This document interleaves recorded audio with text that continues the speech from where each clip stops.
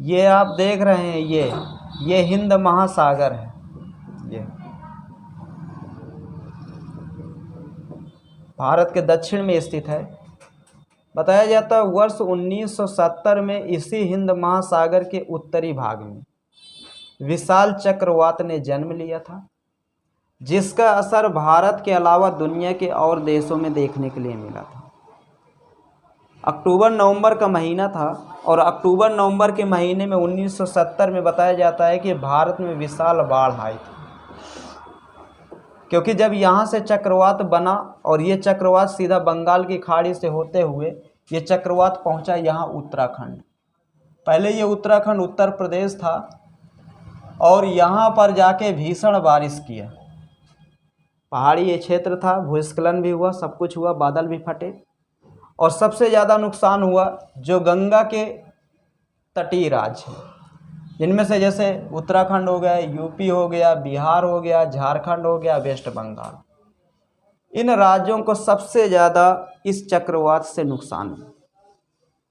आज भी अगर आप बुजुर्गों के पास बैठ जाओगे तो बुजुर्ग यही कहेंगे कि सन 70 का बड़ुआ आया था, जहाँ पानी घुसने की उम्मीद नहीं थी वहाँ पानी घुस गया था।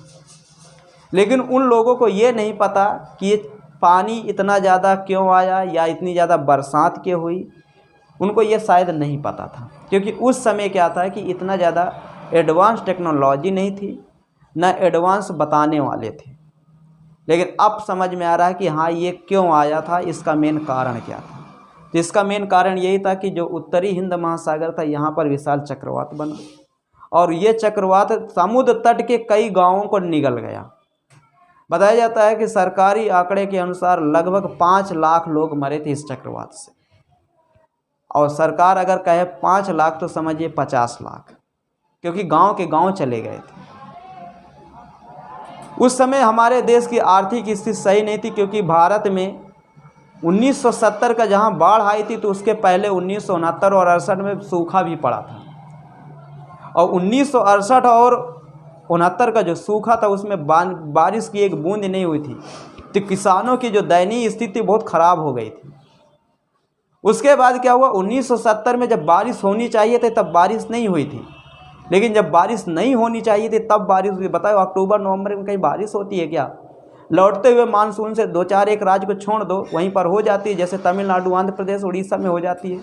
बाकी हमारे उत्तर प्रदेश में थोड़ा लौटते हुए मानसून से होती है कि पश्चिम बंगाल में होती है, झारखंड में हो जाती है, पारसनाथ की पहाड़ी के आसपास के क्षेत्रों में, बाकी नहीं होती। लेकिन वहाँ पर हुई।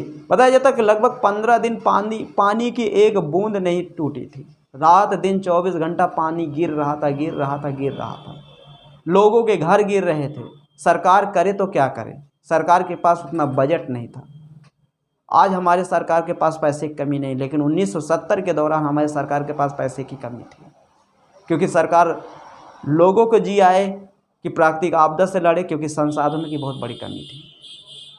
खैर धीरे धीरे सब सही हुआ।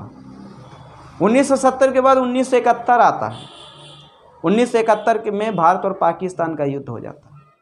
कहाँ वो जनता 1968 और 69 में सूखा से परेशान, और 1970 में बाढ़ से परेशान, और वही जनता वही सरकार 1971 में भारत और पाकिस्तान से युद्ध में परेशान।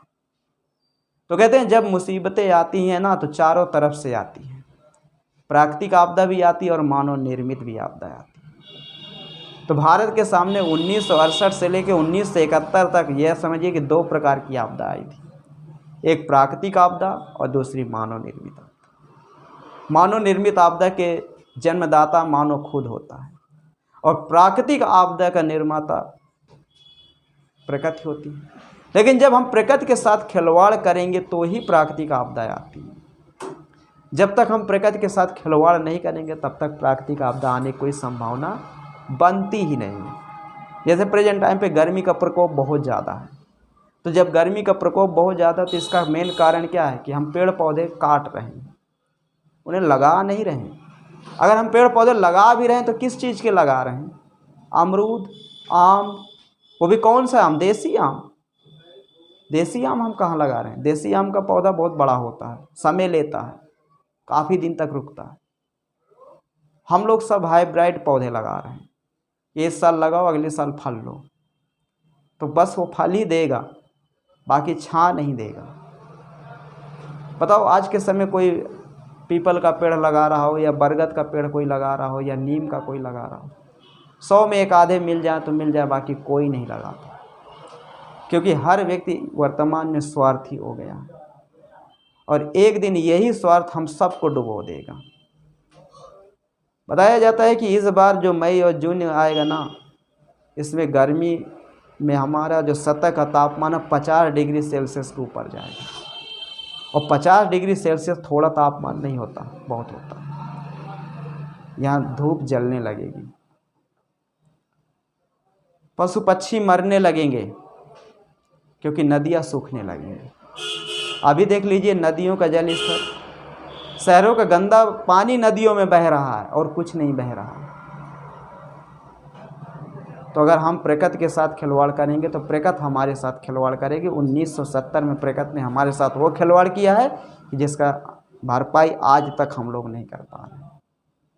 उनसे पूछिए जो 1970 के बाढ़ में थे, जो देखे थे, उनके आज भी आंसू गिरने लगते हैं अगर वो बताने लगे, क्योंकि किसी का साल भर का गल्ला जो था वो पानी में बह के चला गया। अब करे तो क्या करें, घर गिर गए, कहाँ जाए, पानी बंद होने का नाम ही नहीं ले रहा।